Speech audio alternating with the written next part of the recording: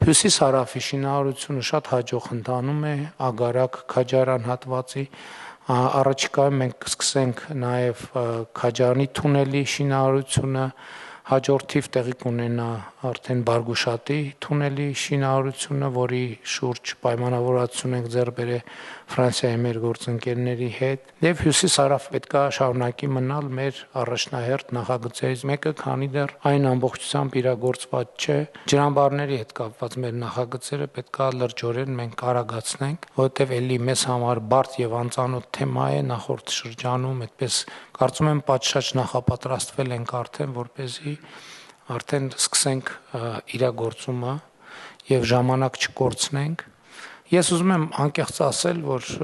ես մեր ֆինանսական հնարավորությունների հետ կապված չունեմ մտավախություն, որովհետեւ առաջիկայում ակնհայտորեն եւ անկասկած Հայաստանը մեծ ներդրումային ակտիվություն է լինելու, TRIP նախագիծը իր հետևից ինքը արդեն միլիարդանոց ծրագիր է, բայց իր հետևից բերելու է նաև նոր միլիարդների ներհոսք եւ մենք այստեղ պետքա ավելի վստահ լինենք